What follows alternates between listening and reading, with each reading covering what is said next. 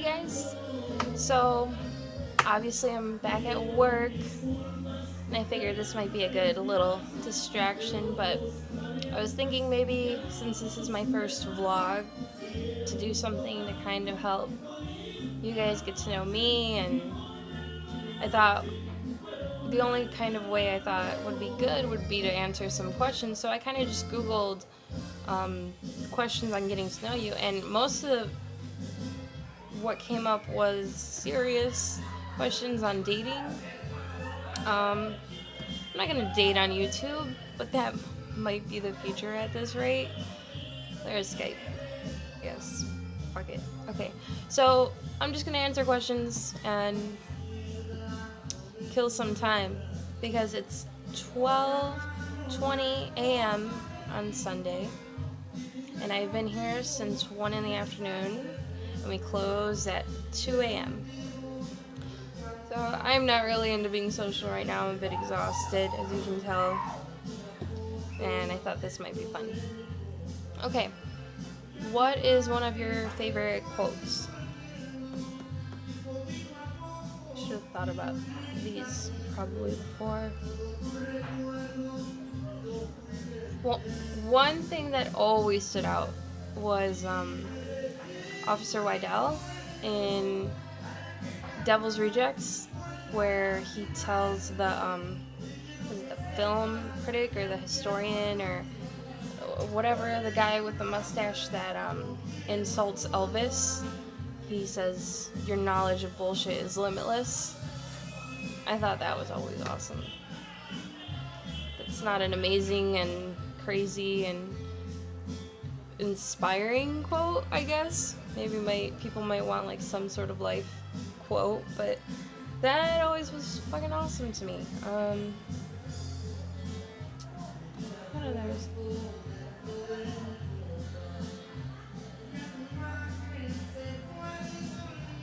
There's a Manson quote. There's a few Manson quotes. And then there's their song, Always is Always Forever. That always kind of stuck. And Leave Something Witchy.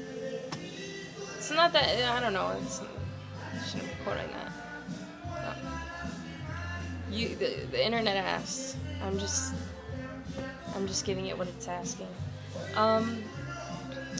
What is your favorite time of the day, or of the week, day of the week, or month of the year? My favorite time of the day is probably around 2 in the morning when I leave work. It's my favorite. And then on the drive home, I wake up, and then by the time I get home, I'm not exhausted anymore, I'm wide awake. And then I have to stay up till like 7 in the morning before I fall asleep. That's that. Day of the week is Monday because I work all weekend. Weekends are like my weekdays, I guess you could say. So Mondays are my Sundays, and I get to stay home with my dog and cook and have a bottle and a glass of wine, I guess. And month of the year, October. Halloween's my favorite by far. If you could throw any kind of party, what would it be like and what would it be for? I thought about this one. I have a good one for this one. I would throw a party based on the club kids, because I think about 2 months ago Michael Alec got released from jail, and he's the club kid that killed the drug dealer. Well, he's out now, and what's really fucked up is he obviously towards the end was on a shit ton of drugs. Like, I think more than I could fit on both hands. And they were on Special K and I don't know, insane shit. And one of the last series of parties that he threw was Blood Feast. Now all these series of parties were based on the murder that he committed, that a lot of people knew and nobody said anything. And one of the big things that he did on his own without the guy that helped him freeze was that he cut the body's legs off himself, and they put it in a box and put it in the water. They dumped it somewhere in New York. And the parties that he threw, the Blood Feast series, was so fucked up because after the murder, he went on a drug binge and still had to do work, he was a promoter. So basically these parties were blood everywhere and mannequin legs everywhere. And I mean, that's pretty fucked up, but I can't believe no one told on him. Like, that reminds me of, like, Ricky Queso, the Acid King. Nobody fucking said anything. And I just watched an interview with Keoki, the DJ, Keoki, superstar DJ Keoki, I think they called him that, with James St. James, and they were talking about it. He was talking about how he did a DJing party that was an homage to the club kids, and so he went to DJ, and he was talking about how they put mannequin legs up with blood, and how he was so offended, and he threatened to leave, and that he was gonna just mad talk shit about this club. So they took all the legs down. And then he kind of ate his own words, because when he got wasted that night, he ended up dancing on the dance floor with these legs. And for those of you who don't know, Kyoki was Michael Alig's boyfriend. And he was like dancing on the floor with these mannequin legs, and he had no recollection, and I thought that was oddly hilarious, as disturbing as it was. So I would probably want to throw a party like an homage to the club kids, but the original club kids, not the club like before they got into drugs and all the madness happened, like, because it was such a great message and it was such a positive environment. And I think people really, they only associate the club kids with the drugs and the murder, obviously, but they didn't start off that way. They started off really awesome with good intentions. I'm at the bar. I run a Spanish bar, so the music's gonna be really annoying. I'm sorry. There's nothing I can do. Nothing. I have to deal with it too. I'm sorry.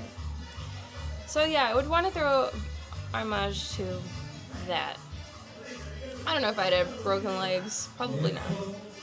Probably not. But that, I remember when he was talking to his lawyer was like, there's no way we could play innocent because he had so many posters and all the decorations were basically like bits and pieces of the murder on display.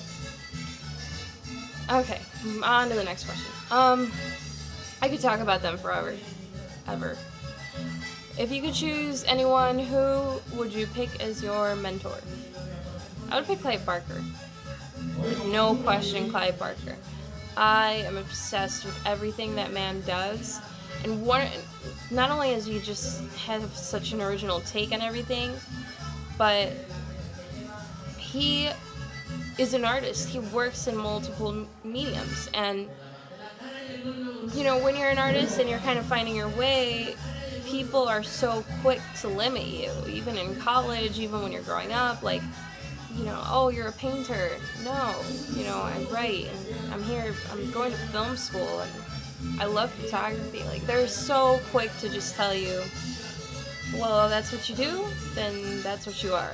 And there's a lot of artists that are like that are Renaissance artists, and he really knows how to do that well. And I know John Waters does that really well too, because John Waters, when he does his gallery tours with his photography work and other things, he does not use his name in film to help him with his gallery tours, or he keeps them separate because he sees them as separate mediums, and I really appreciate that, and I look up to that as well.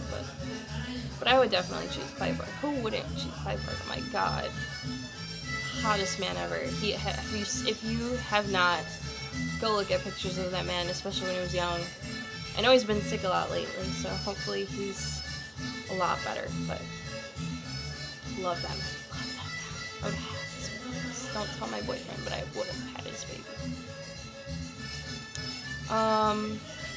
You could be any fictional character, who would you choose?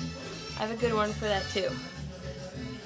I've been reading Fatale. It's by Image Comics, and it's, I don't want to say she's a femme fatale because she's doesn't really have control over the things that happen and the murders and all the time. It's just kind of like her being, it's part of her curse. And her name is Josephine. So kind of like she memorizes people and mesmerizes people.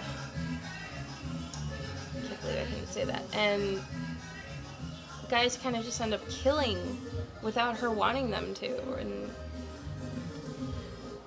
the whole series revolves around her, regardless if she's in the situation or not. She affects it, and it's really awesome. The guys who wrote it, Sean Phillips and Ed Broker, I believe is how he pronounces his last name, but they worked together on that series, and right now I think the 25th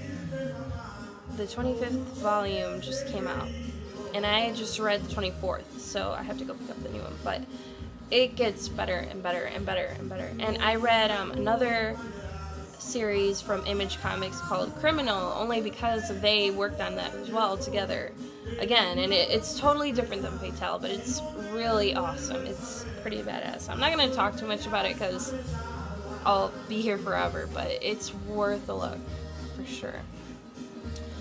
What was the last movie, TV show, or book that made you cry or tear up? When I was a kid, All Dogs Go to Heaven made me cry once. I remember that because my aunt was like, "Are you crying?" I remember that, but like the last movie I guess you would call me an adult, would probably be Paradise Lost, the documentary on the Memphis 3. Oh my god, my heart broke so bad for them. And I think there's 3 Paradise Lost, and I have not seen the 3rd one, but I know they're out of jail. Damien Eccles is out of jail, but like it's so hard to believe that actually happened, that happened in our world, and that these poor boys went through that for a big chunk of their life that they'll never get back. I shouldn't, I'll tear up if I start talking about them. I love them so much. So much. If you have not seen the Paradise Lost documentaries, you should. They're really hard on the heart, but they're amazing. TV shows, I don't really watch TV. I like Boardwalk Empire and Sons of Anarchy, and they didn't make me cry. Book, I just finished reading Richard Deadeye Hayes' autobiography on a biker, and that didn't make me cry. It was just really fucking awesome. Fall in love with these people that you read about, you know. When was the last time you were nervous? Kind of nervous right now, because I have, they fucked up the music back there. So, I'm kind of nervous right now because I have an interview that's coming up with Voltaire within a week and a half, hopefully, because he's touring a lot. I think he's in Germany right now, or I don't know, I can't keep up with that man. But we're scheduling a time where we can chat and not just me send him questions and him respond. Like, we want to try to make it where we can play off of each other, and it's a little hard with his schedule and with my schedule and with working and running a bar business, so it's going good. But I have like 15 questions and I'm really confident with them, but I want to get some more down. But as a journalist, it's like, one of the rules is don't be afraid to continue with questions or like to look kind of stupid if you want to get questions that you think fans would want to know. And there's some questions that I'm kind of just like, why would I ask that? Like, I don't know, it's a battle. I'll probably end up asking a few and just try to word them differently. But on the website, we ask fans what they want to know, and we pick and chose top 10, and I narrowed it down to 5, and even then I'm just like, he kind of talks about these at conventions and stuff. Why am I gonna ask? But, you know, I have to. Okay. What story does your family always tell about you? They always talk about, my favorite word as a child was again. I loved again, and I mainly used it when I was watching movies. And the first one and the big one was Wayne's World. Wayne's World I would watch over and over and over and over and over again. And Beetlejuice. And I had those movies ingrained in my brain. I was obsessed. And, you know, it's funny. I just listened to Marc Maron's podcast with Mike Myers, and Mike Myers just turned 50 years old. And he was talking about his whole career. It was amazing, but I could not believe he turned 50 years old. And he doesn't look 50 at all. He does not. It's crazy. And, so check Marc Maron out, because I love him. Marc Maron. He's really fucking hilarious. I don't know... He's a comedian, and he has a podcast, and he's pretty big right now. I read his book, and I've seen his show. He's awesome. He's a very angry, I don't want to say asshole quality, but that's the best way to explain it. I guess a lot of girls like assholes. Well, my boyfriend's not really. Shit. He's a smartass. I'll say that. But Marc Maron is definitely like the aggressive, angry, witty asshole comedian, and I think he's fucking brilliant. So check him out. What was I even fucking talking about? Family always talk about you. Oh, okay. Then I watched Wayne's World. So yeah, I used to watch Wayne's World a lot, Beetlejuice, and my favorite word was again and again and again. And we had a VHS, so it was a pain in the ass because I always had to stop and like rewind and wait for it to rewind for it to play again. That makes me feel old, VHS. And in Home Alone, whenever Macaulay Culkin would eat macaroni and cheese, I wanted macaroni and cheese. I wanted to make it, or my cousins had to make it for me, and I never would eat it. I would never eat the damn macaroni and cheese. I just wanted it because Macaulay Culkin was eating it, and I thought he was awesome. I was like, I want to be alone. I want to be like that and eat macaroni and cheese. Why can't I do it? And they would never let me make the macaroni and cheese, but they hated making it for me. Okay, at what age did you become an adult? So it's serious. I don't think I am an adult. I don't think I ever want to be an adult. I mean, like, have my first condo with one of my... She's become my closest friend, and so that's a big responsibility. I'm getting my first car on my own. It's a responsibility. Does, like, having more responsibilities make you an adult? Because I don't feel like it does. I'm still pursuing my passions. I'm still just loving life and experiencing it, and I think people assume that when you're an adult you are miserable and give up, and I never want to get to that point ever. I always want to do what I want to do and do what I love. Who wants to grow up? I don't think anyone would want to. Well, that is the end of the questions. I should probably get back to work anyway. But hopefully this kind of let you get to know me a little bit. My likes and random stuff. And it's 12:40 in the morning. I have I guess like an hour and a half more to go. So thanks for hanging out. If you guys have other questions or that you want me to answer, I guess comment. I'll do another one. Why not? This was fun. It was fun to talk about these things that I'm really interested, so that was pretty cool. So thanks for helping me pass the time. And sorry for all the Spanish background music. My head's pounding. Okay, well, thanks for watching, and catch up soon. Go do your life.